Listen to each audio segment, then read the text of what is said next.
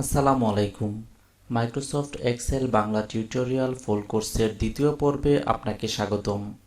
আমরা গত পর্বে দেখিয়েছিলাম মাইক্রোসফটের যে কাজগুলো রয়েছে বা মাইক্রোসফটের কোথায় কোথায় ব্যবহার হয়, কেন মাইক্রোসফট এক্সেল আমরা ব্যবহার করে থাকি এবং মাইক্রোসফট এক্সেলের ডেস্কটপ পরিচিতি বা স্ক্রিন পরিচিতি। তো চলুন শুরু করা যাক আজকের টিউটোরিয়াল। প্রথমেই আমরা মাইক্রোসফট এক্সেলটিকে ওপেন করছি।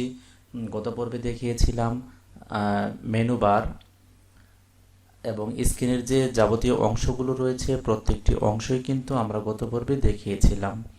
এই পর্বে আমরা দেখব হোম মেনু। হোম মেনুতে কি রয়েছে, সাথেই থাকুন এবং ভিডিওটি শেষ পর্যন্ত দেখার অনুরোধ রইল।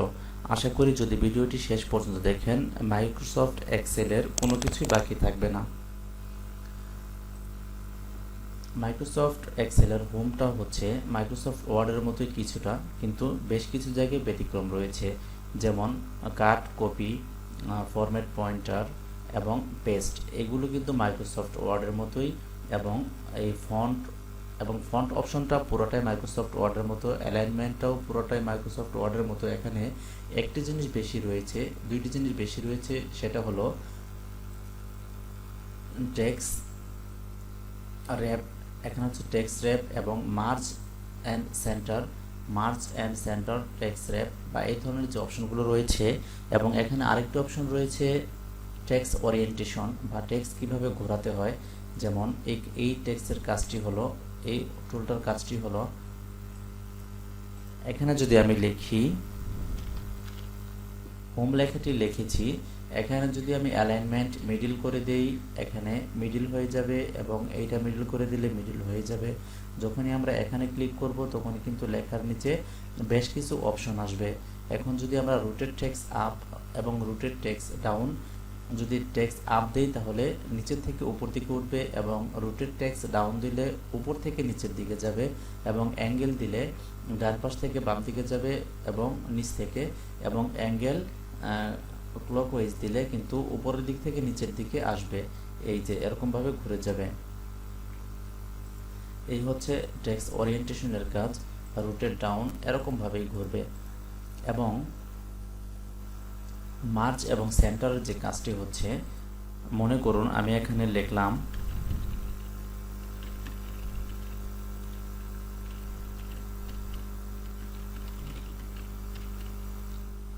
Bangladesh is our motherland. এখানে আমরা এটা কেটে দিচ্ছি। এই লেখাটা কিন্তু 1, 2, 3টা ঘরে চলে এসেছে এবং আমরা যদি চাই এইটা আমরা এক ঘরে রাখবো, কিন্তু এক ঘরে কিন্তু রাখতে গেলে বাকি লেখাগুলো কাটা পড়ে যাচ্ছে।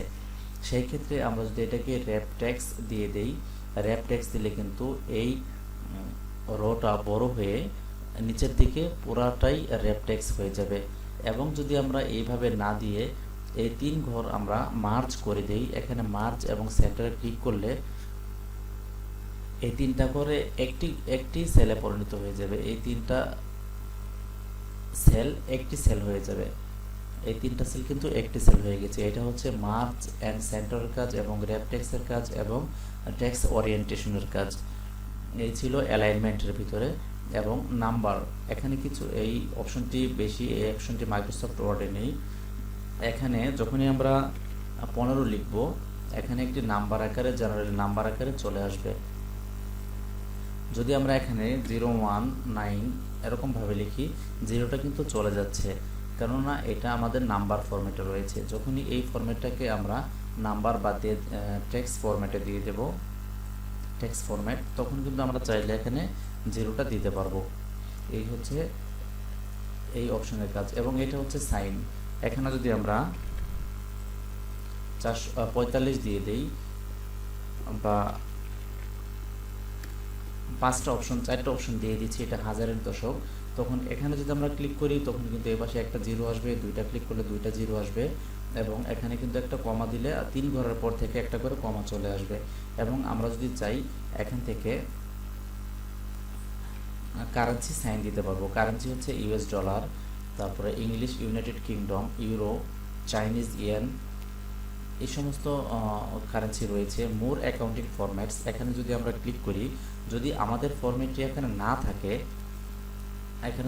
থাকে, সেই ক্ষেত্রে আমরা ফরম্যাটটি কিন্তু দিয়ে দিতে পারবো অন্যভাবে, অপশনভাবে দিয়ে দিতে পারবো। আমরা আগে এখানে খুঁজবো আছে কিনা। বিডিটি কোনো অপশন কিন্তু এখানে দেখাচ্ছে না, আছে, এখানে রয়েছে। এই যে বিডিটি যদি আমরা দিয়ে দিই, তাহলে কিন্তু এখানে বিডিটি কারেন্সিটা চলে আসছে। এইভাবে আমরা কারেন্সি এখান থেকে অ্যাড করতে পারবো। এই ছিল নাম্বারের কাজ। তারপরে conditional formatting, format as table. এখানে কিন্তু কন্ডিশনাল অ্যাজ বা বেশ কিছু ফর্মুলা এখানে রয়েছে। এই ফর্মুলাগুলো আপনাদেরকে আমি আস্তে আস্তে দেখিয়ে দেব। এই ফর্মুলাগুলো এখন হঠাৎ করে বললে আপনারা বুঝবেন না। তারপর হচ্ছে ফরম্যাট অ্যাড টেবিল। এখন যদি আমরা এই অংশটুকু সিলেক্ট করে আমরা টেবিল আকারে দিই, এখানে অনেকগুলো টেবিলের ফরম্যাট রয়েছে, আমরা যে কোনো একটি ফরম্যাট কিন্তু ইউজ করতে পারি। আবার এখান থেকে highlight, cell, rules, general, theme, less than, greater than, between, এই সমস্ত ইকুয়াল অনেকগুলো কন্ডিশনাল যে সাইন রয়েছে এগুলো কিন্তু এখানে রয়েছে। এখানে আইকন রয়েছে, এখানে আমরা ইচ্ছা করলে আইকন ইউজ করতে পারবো। বেশ কিছু এরকম অনেক ধরনের কন্ডিশনাল আইকন এখানে ফরম্যাটিং এখানে রয়েছে। এগুলো কিন্তু ফরম্যাটিং, যেমন এটা ডাউন, মনে করেন যখন আমরা কোনো মার্কেট, বাজার বা শেয়ার অপশন, শেয়ারের কাছে ডাটা এন্ট্রি করব, তখন এটা আমরা ইউজ করতে পারবো। আপ ডাউন, বা যখন এটাকে 5টা বা 7টা দিয়ে দেব, তখন একটা অ্যাভারেজ দিয়ে দিলে কোনটা ডাউন কোনটা আপ এটা কিন্তু এখান থেকে দেখা যাবে। এই ছিল এই অপশনটা। তারপরে নর্মাল, বেড, গুড, এই ধরনের এগুলো একটু কন্ডিশনাল সাইন। এই কন্ডিশনাল সাইনগুলো কিন্তু আমরা এখান থেকে ইউজ করতে পারবো। মানে কত পার্সেন্ট হলে কেমন কালার দেখাবে, কত পার্সেন্ট হলে লাল দেখাবে, কত পার্সেন্ট হলে আপনার এই সবুজ দেখাবে, এই ধরনের কন্ডিশনগুলো আমরা এখান থেকে সেট করে দিতে পারবো। এই ছিল স্টাইল। তারপরে সেল।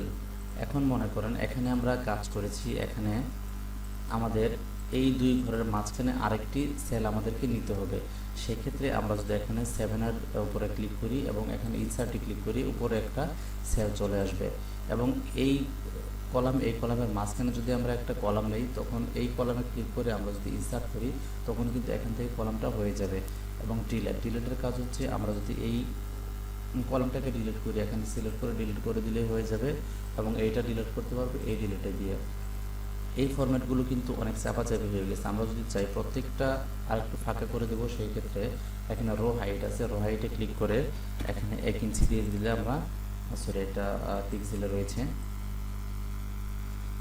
এখন যদি আমরা 40 পিক্সেল দিয়ে দিই, তাহলে কিন্তু আমাদের রোগুলো একটু ফাঁকা হয়ে গিয়েছে। এই ক্ষেত্রে আমরা এই ফরম্যাটের কাজ করব। এখানে রো হাইট, তারপর column width, auto fit, row height, এই ধরনের অনেকগুলো অপশন রয়েছে। এগুলো যখন যেটা প্রয়োজন হবে আমি সাথে সাথে আপনাকে তাৎক্ষণিকভাবে বিস্তারিত দেখিয়ে দেব। তারপরে হচ্ছে এডিটিংয়ের কাজ হচ্ছে, একটি কাজ আপনি এখানে সম্পূর্ণ করেছেন, এই করার কাজটির ভিতরে আপনি ফরম্যাটিং করবেন, তখন হচ্ছে এডিটিংয়ের কাজগুলো। যেমন এখানে 50, 60, 10, 3টা ঘর আপনি লিখেছেন। এখন এই 3টা ঘর যদি এই ঘর সহ ক্লিক করে যদি আপনি অটো সাম, এখানে দেখেন অটো সামের ভিতরে বেশ কিছু অপশন রয়েছে, সাম, অ্যাভারেজ, কাউন্ট, ম্যাক্সিমাম, মিনিমাম, মোর ফাংশন, এখানে অনেকগুলো ফাংশন রয়েছে। এখানে যদি আমরা অটো সাম দিই, তাহলে কিন্তু এটা এই কয়টা ঘর মিলে যোগ হয়ে এখানে চলে আসবে। এবং যদি আমরা এই প্রত্যেকটা ঘর মিলে